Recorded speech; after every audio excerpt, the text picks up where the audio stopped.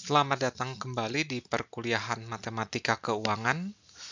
Dalam kesempatan kali ini, kita kembali akan berdiskusi tentang bond, pemodelan matematika tentang bond, atau lebih sering dikenal dengan istilah obligasi, di mana kita akan melanjutkan apa yang kita sudah pernah pelajari tentang bond dulu di bab 4 ya. Nah, di bab 4 itu kita telah belajar bagaimana bond adalah sebuah cara alternatif untuk sebuah perusahaan atau sebuah financial institution untuk mendapatkan modal selain cara konvensional, yaitu meminjam uang ke bank.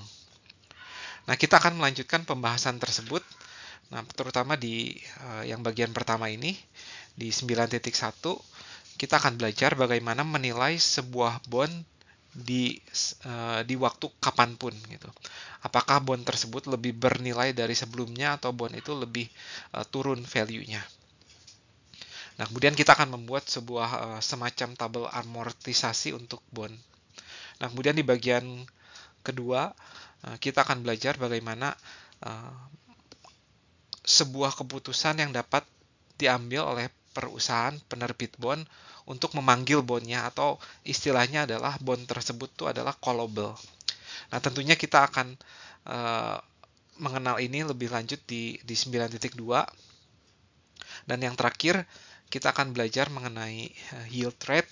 Jadi yield rate inilah yang memutuskan, yang menjadi pertimbangan dari sebuah perusahaan apakah akan memanggil bondnya atau tidak gitu ya. Dan kita akan belajar bahwa yield rate itu adalah tergantung dari dua hal ini ya, yaitu spot rate dan forward rate.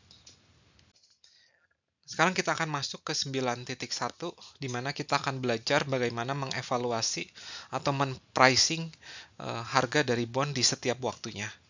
Nah, sebelumnya kita akan berbicara tentang sebuah contoh dulu ya. Ini ada sebuah contoh. Nah, jadi ada sebuah perusahaan lagi-lagi ingin menaikkan modalnya atau membutuhkan sebuah modal. Nah, perusahaan tersebut menerbitkan total 10.000 bond ya, di mana setiap bondnya itu redemption value-nya itu adalah 1.000 dan akan memberikan kupon 6% nominal rate yang convertible semi-annually. Kemudian diketahui bahwa panjang bond tersebut itu adalah 2 tahun, dan pada saat itu current market yield rate-nya itu 4%. Ya, lagi-lagi ini adalah convertible semi-annually. Nah, pertanyaannya, apakah bond ini at par atau at discount atau at premium ya. Tentunya kita sudah belajar ini dulu di bab 4. Nah, karena yield rate-nya itu 4% ya, jadi atau dengan kata lain kupon rate-nya 6% is higher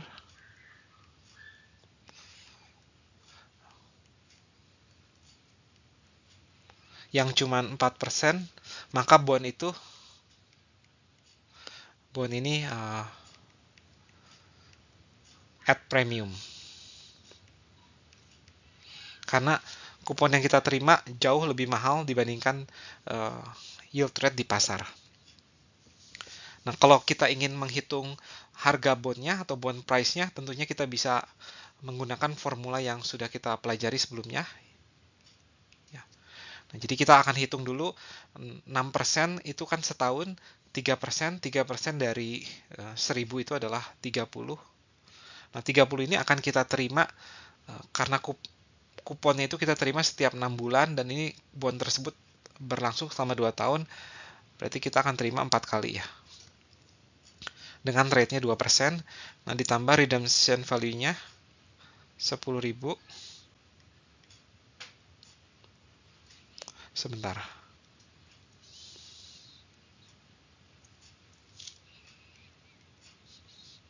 Nah, kita bawa ke sekarang ya, yaitu V4.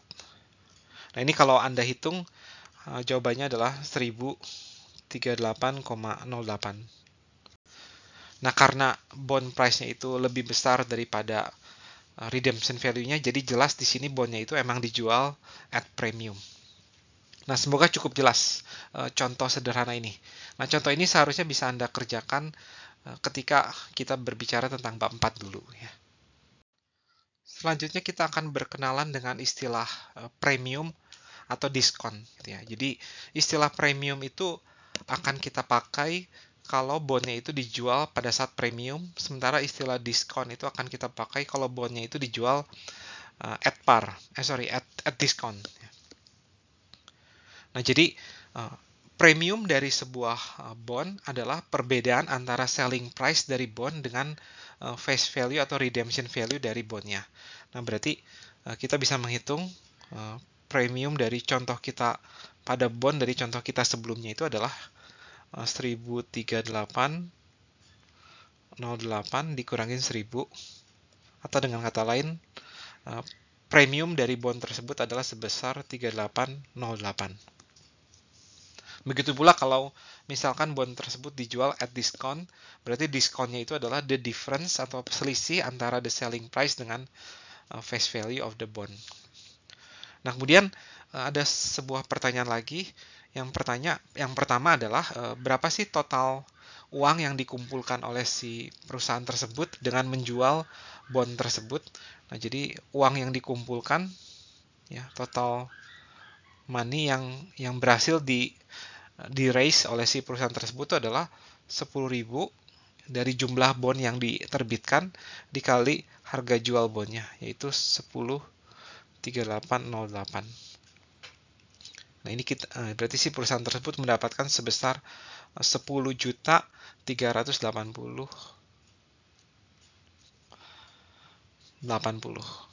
Ya, lumayan banyak. Namun harus diperhatikan bahwa bond tersebut adalah sebuah pinjaman, ya. Jadi si perusahaan tersebut harus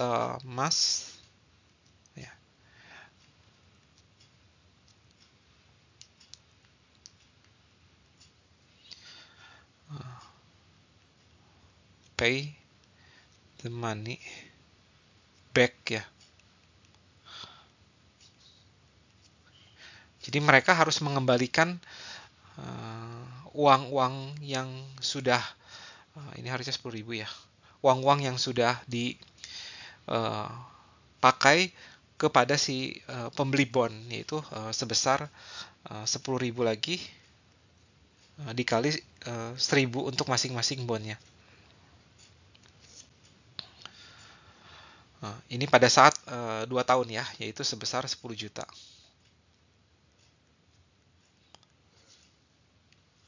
Dan tidak hanya itu, setiap 6 bulannya si perusahaan tersebut tuh harus memberikan kupon, ya, kepada si pemegang bond, kepada siapapun yang memegang bond tersebut sebesar $30, ya. Berarti ini adalah 300.000 per 6 bulan, ya.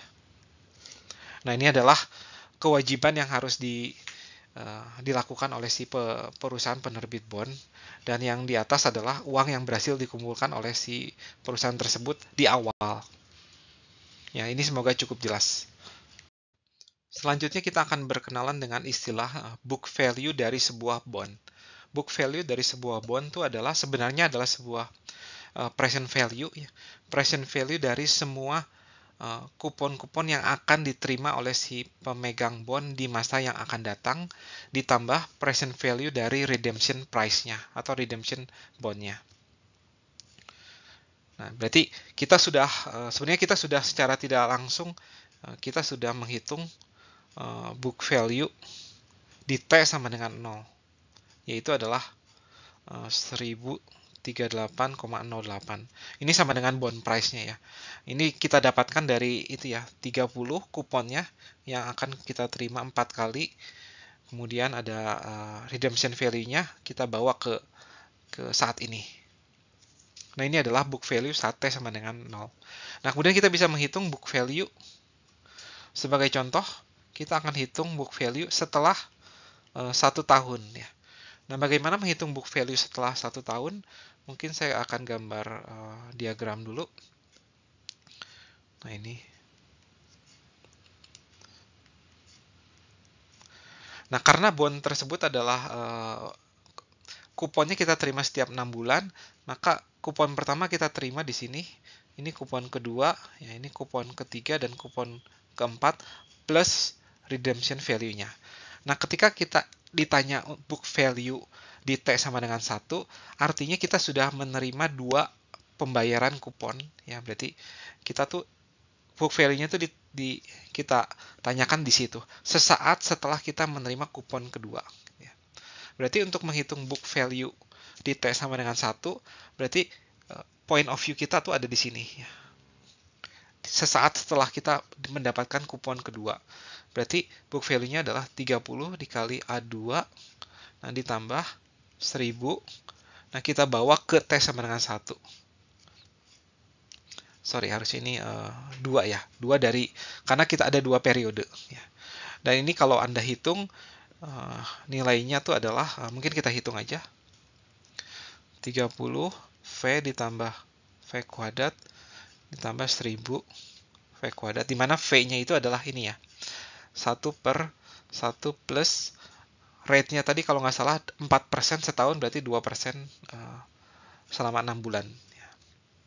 Nah, kalau kita hitung nilainya adalah 1019,42. Nah, ini semoga cukup jelas. Nah, di sini ada catatan. Jadi book value dari bond dihitung dengan istilahnya prospective method. Ini meminjam istilah dari loan ya, dari pinjaman yang kita bahas dulu di bab 7 kalau tidak salah. Perhatikan di dalam perhitungan kita sebelumnya, book value di T sama dengan 1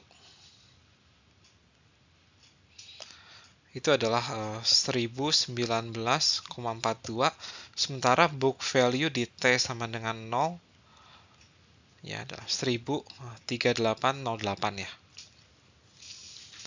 Nah, di sini kita dapatkan bahwa book value di T sama dengan 1 itu kurang dari book value di T sama dengan 0. Nah, sebenarnya ini terjadi karena bondnya itu dijual ya at premium gitu ya. Karena bondnya itu dijual at premium, maka bondnya itu, harga dari bond atau book value, nilai dari bond tersebut tuh akan terus berkurang sampai akan menyentuh redemption value-nya di saat bond tersebut akan bisa di-redeem. Gitu. Begitu pula ketika bondnya itu, ketika di awalnya itu dijual at discount, maka book value dari bond akan seiring bertambahnya waktu, book value-nya akan semakin lama semakin meningkat dan lama-lama akan menyentuh nilai dari redemption value-nya. Khusus untuk yang bondnya itu dijual di premium, ada satu istilah, ya, istilahnya ini adalah writing down the bond. Artinya bond tersebut book value-nya akan semakin lama semakin berkurang gitu ya. Jadi the book value-nya itu akan berkurang sepanjang waktu sampai akhirnya menyentuh redemption value-nya saat bondnya itu di-redeem. Nah, semoga ini cukup jelas. Di sini saya hanya bahas ketika bondnya itu dijual at premium, tapi kasus yang sama akan terjadi ketika bondnya itu dijual at discount.